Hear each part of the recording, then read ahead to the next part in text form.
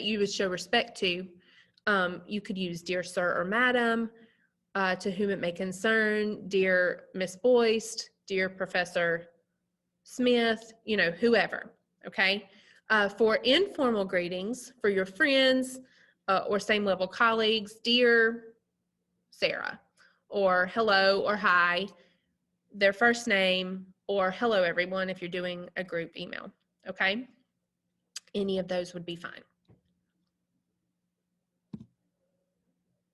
After your greeting, you need to put in a short introduction, okay? You need to include how the recipient knows who you are. How do they know you? How do you know them? All right, so in examples, I'm a student in your English 101 course, or Miss Smith suggested that I reach out to you because the topic of my senior thesis is African American history. So how are you in contact with this person? You have to let them know. Okay, this would be a time too where you could say, you know, I'm in your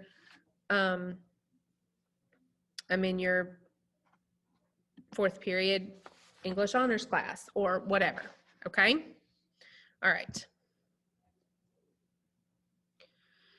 All right, now, font styles. You need to avoid playful or colorful font styles.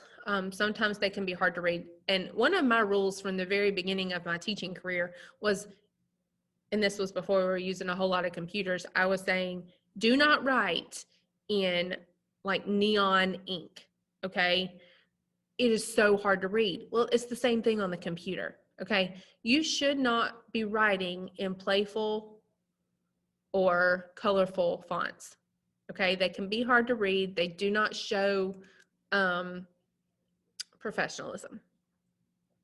Both colorful fonts and emojis can show a lesser level of maturity. It's important that you appear mature in your email correspondences. Many times, these are your first impressions, okay? So keep your Bitmojis out of it, keep your emojis out of it, keep any other emojis out of it that you have, okay? And your font should be simple. Times New Roman, Arial, you know, any of those that aren't like super cursive and hard to read. All right. The length of your email should be as short and concise as possible. Propeller Collective suggests that your email stays at 1 paragraph or less. Remember, lots of people are reading their emails on the go. Say what you need to say in a respectful and straightforward manner, and then in the email with thank you or sincerely or some other salutation, okay? So here's an example. Incorrect. I'm writing you because you didn't grade my assignment correctly. You said that you would fix it and you haven't yet. So can you do that and let me know when you're done? My mom is mad at me because you haven't updated my grade. I know I did better on the assignment because I went back and checked my answers after each question. Can you let me know when you're finished? That is incorrect. There are all kinds of spelling mistakes. There are grammatical mistakes. It's too long, okay? And the tone is rude and not going to leave a good taste in the teacher's mouth, okay? So make sure that you write something like this one. Dear Miss Boyce, I'm writing because I think there was a mistake in the grading of my most dangerous game test.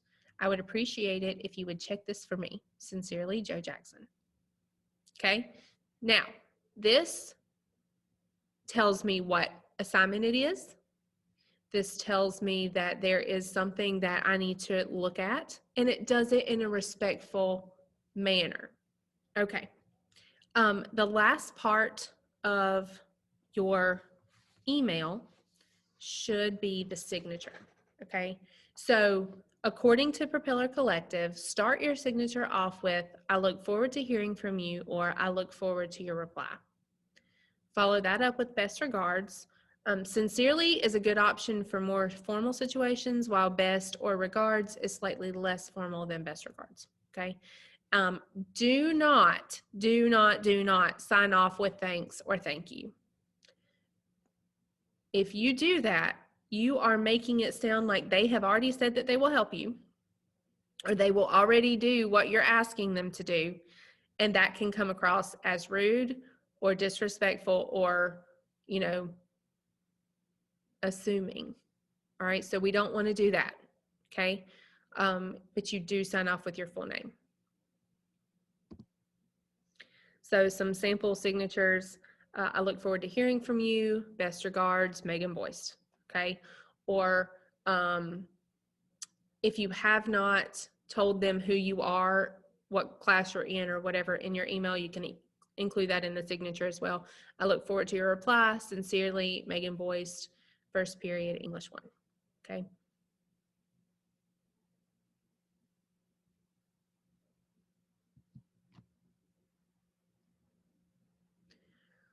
All right. Spelling matters and punctuation matters. It's important to spell words correctly and use correct capitalization and punctuation. Okay.